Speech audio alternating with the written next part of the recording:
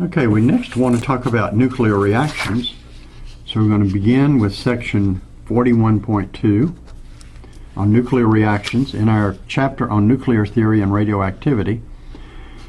And it's kind of strange, but it wasn't until 1919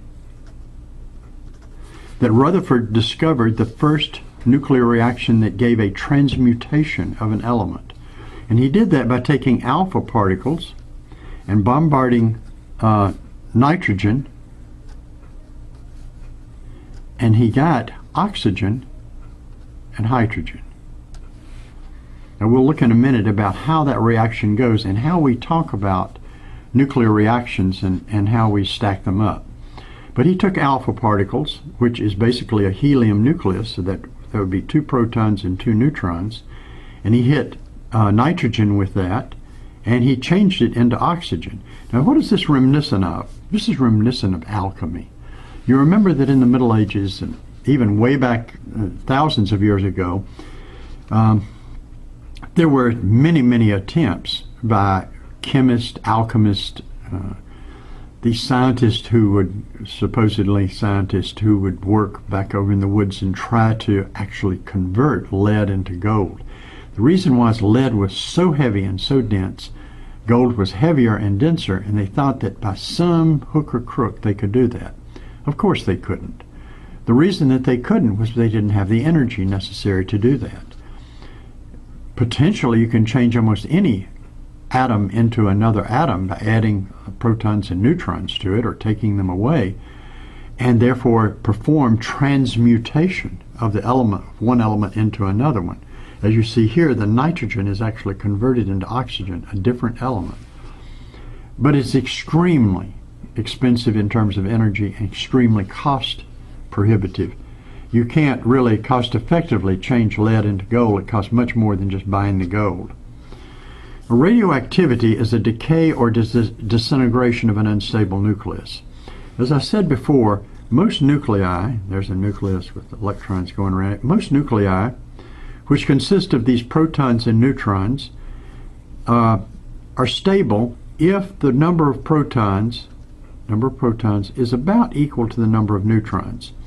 Now as I get higher and higher in my atomic number, heavier and heavier elements, it turns out that there's a tendency to have more neutrons than protons. And there's a reason for that. The protons repel each other, and therefore they're less happy being bound into the nucleus than the neutrons are. So it's easier to add neutrons as I get larger and larger and larger.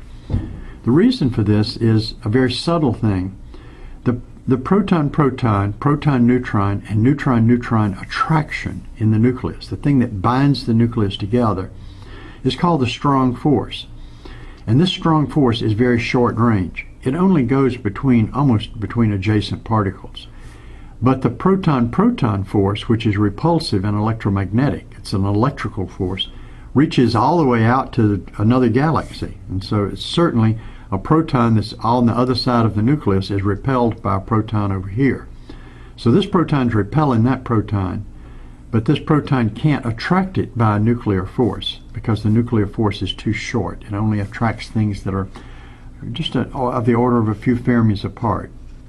So if we get the protons and neutrons very different from one another, then we end up with an unstable nucleus or a radioactive nucleus. They originally discovered 3 different types of decay. They took radioactive nuclei, they put them in lead like this, and they put some substance down in here, and then they put a magnet across it. North pole over here, south pole over here, and they watched as the particles came out. And how did they measure them? They used a photographic plate. And they found that particles, some would go to the right, some would go to the left, and some would go straight ahead. And those 3 particles were called the alpha particles, the beta particles, and the gamma particles. We now know what these things are, and we're going to discuss each one of these individually. The alpha particle is really a helium nucleus. It's He24. 2 protons and 2 protons plus 2 neutrons give us 4 for the mass number. And this is what an alpha particle is. Now you can say, well, isn't this a helium atom? Well, it would be if it had 2 electrons, but we're really thinking of this as just the nucleus of helium and not with the 2 electrons attached to it. This is a particle. Of course, it'll have 2 positive charges, and it is bound extremely tightly, more than just about any other nucleus.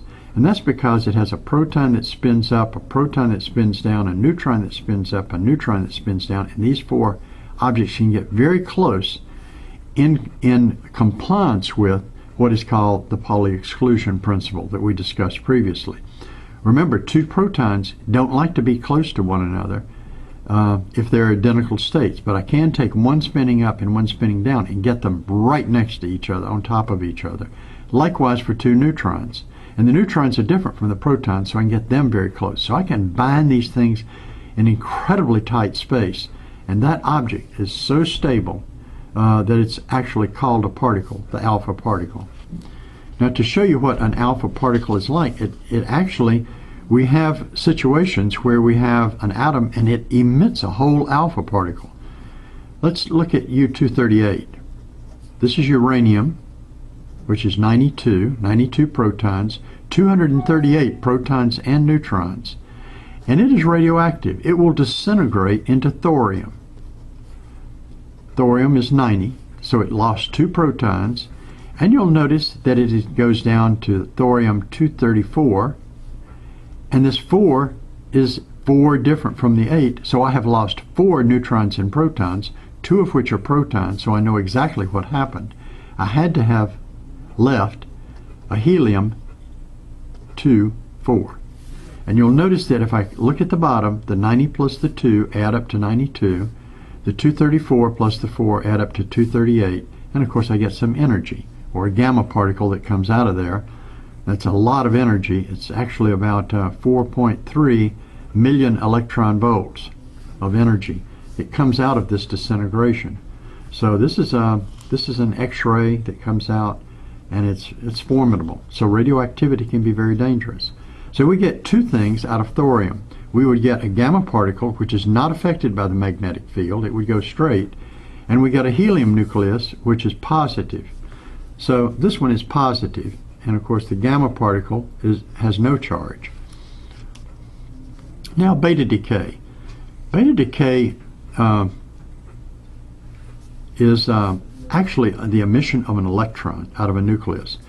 And one of the easiest ways to think of it is a neutron can actually decay into a proton plus an electron plus a neutrino for the electron antiparticle plus some energy.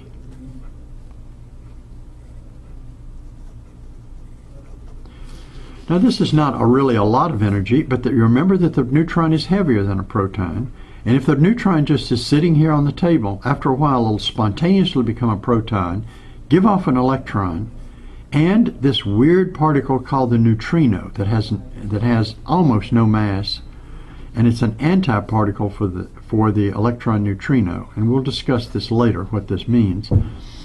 And this is a reaction that really stumped people for a long time, and this is, of course, the beta particle that they didn't know what it was. It's negative, and it's the electron.